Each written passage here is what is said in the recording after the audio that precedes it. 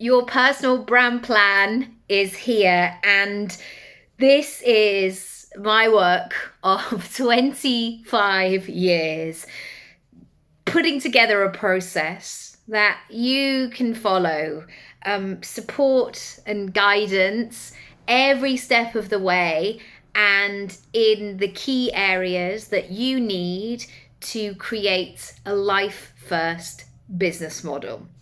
I've got some big claims here, haven't I? Let me break it down. I wanted to create something that gave you the answers that you needed. I am here to ask the big questions and to really help you find a way to do this in a way that feels like you. Not just in terms of your personality, not just in terms of your excitement levels for your business, of what you're building and where you're going, but suits all the other aspects of your life, your circumstances, your goals, your schedule, how you like to work, what kinds of people you want to work with, how many different income streams you want to have, and really create that life first business model that feels in alignment with where you are right now and where you want to get to. And the beauty of this is that wherever you're at, you can find those answers. And also you get lifetime access to everything. So if you ever have a question, or if you want to go broader or wider or deeper in a particular area, you can just do the process again and really figure out, oh, okay, I'm here now. So where do I need to get to? I think that when we have so many questions and we feel overwhelmed, we can't move forward. It feels like we're going round and round the roundabout again and again and again. You can't quite figure out which exit to go off. Like, I don't know. So I'll just keep going round and around and around. I want to help you through 5 key areas to really create the business and life that you want this year. The first area we begin with is the planning section. And this for me is really, really key, because we know now that there are 100,000 million different ways that you can make money. And so we'll get to the money in part 2, but firstly, we'll get into the planning and really looking at you, what's important to you, what's going on in your life and business, what needs to happen in this next phase. And really reconnecting with your goals and who you are and what you're all about and what makes you happy, and all of these questions that in normal life you don't have time to answer because you're too busy being busy and you're in life.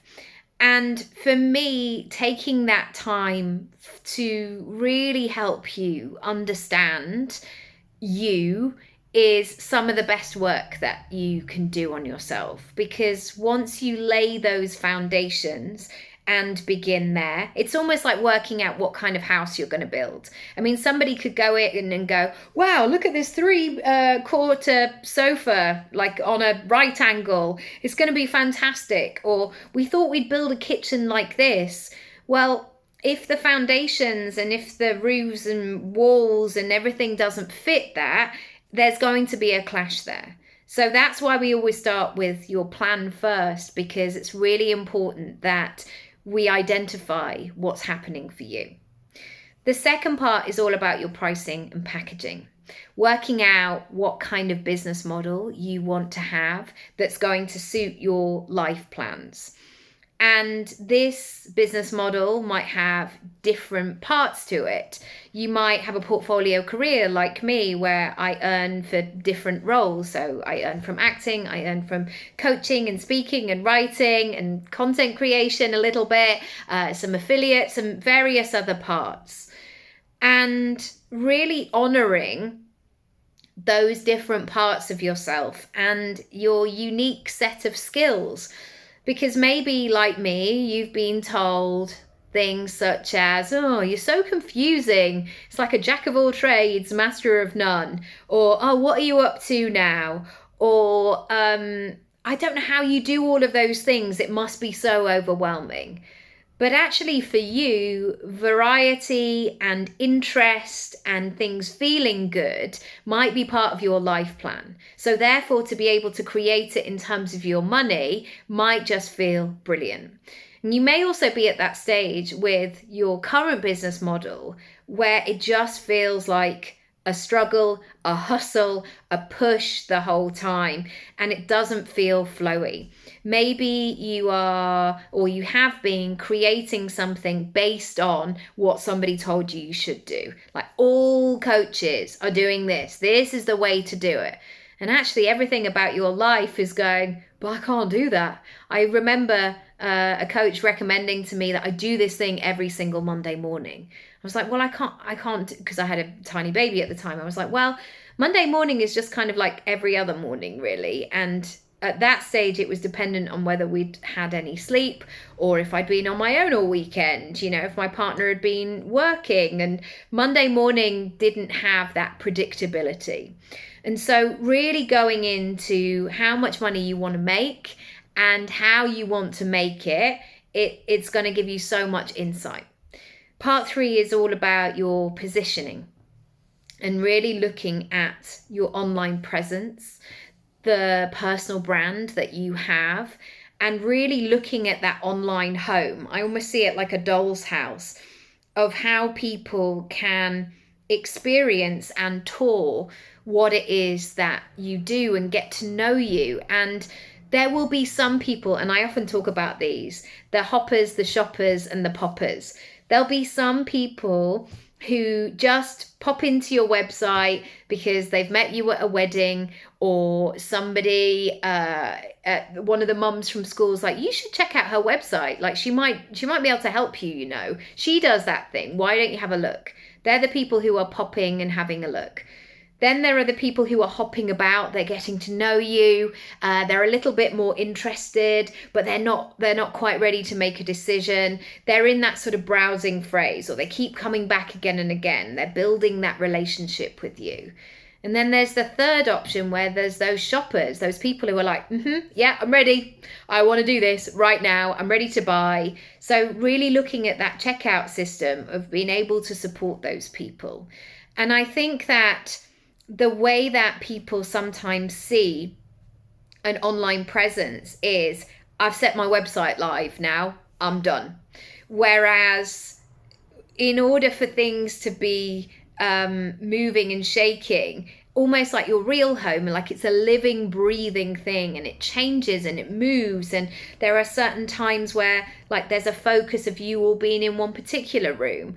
And so really looking at your positioning and having that confidence in your foundations, but also the flexibility and wiggle room should you need to change as you go.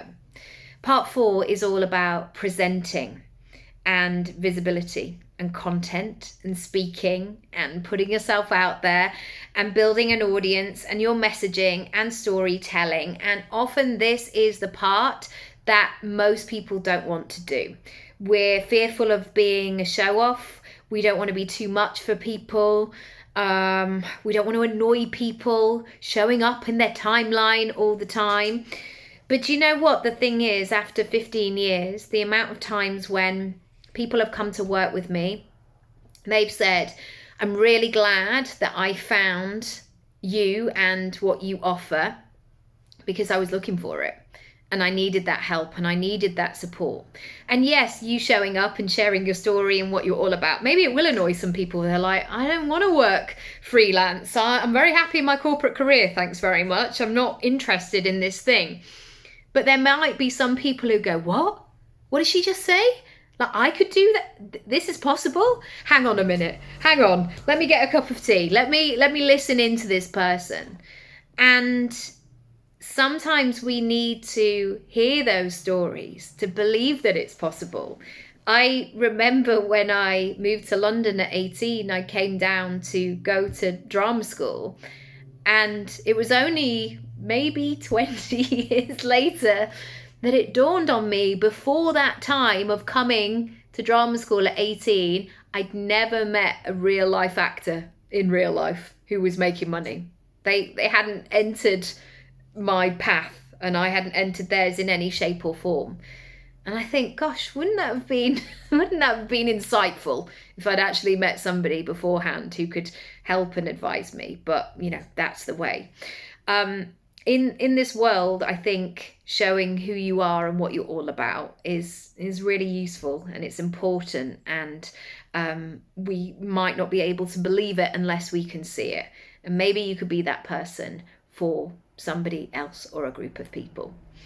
Finally, we're going to go into the personal, your habits, your behaviors, what you tell yourself, what you don't, your limiting beliefs, your obstacles, your old stories, your identity, who you are in the world.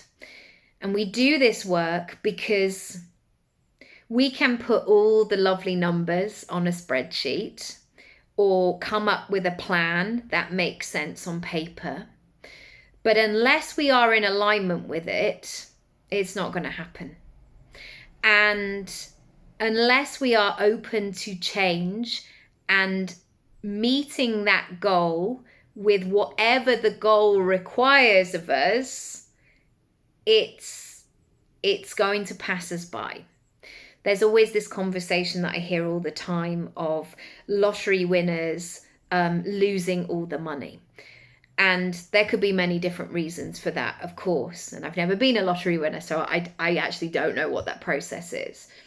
But I imagine that it must be quite a psychological experience to be struggling and living hand to mouth to suddenly having millions in the bank and maybe no education around money management or what it's like to be that person with £1 million in the bank. And so when you're going into this next level of your life and business, looking at who you are, what you're all about, how you're operating is a really crucial part of the story. And over the last 25 years, I've invested so much in myself and my own self-development. And every time I think, oh, I've nailed that. Like, oh, I've worked through that. Like, that's done. I've ticked that off. There's always a new layer. There's always something else that comes to the surface. And it's like, oh, that's why I'm not making progress. Oh, that's still lurking around. And so your personal brand plan is about bearing everything in mind. I know that there will be some people who are specialists and they just do money or they just do goal setting and cutting pictures out and making them look beautiful in a designery kind of way. But what I do is quite different because it's holistic. And it's the 5 key parts of building a personal brand plan that need to talk with each other. And because we work together for 100 days on it, the decisions that you make and the actions you move forward with will be in alignment with each other. So often I will see these things where people say, I've got to do this kind of content because this is what's going to get seen. But if you are trying to sell this kind of thing to people who are not on social media, the two are not going to work together. Likewise, if you're just following the money of what some 19-year-old bro who lives with his mum and works 18-hour days says, and you've got 3 kids and you're a single parent, you're going to feel bad for not hustling harder and not having a protein shake at 3:30 in the morning because you're trying to sleep and you're trying to do all of the things. So if you would like to find out more, come over to my Work With Me page. All the details are there. There are 2 ways you can join your personal brand plan. And I did that specifically. There are some people who want to go all in, one-on-one, together, signing up 100 days. Some people just want the information. They just want to work at their own pace.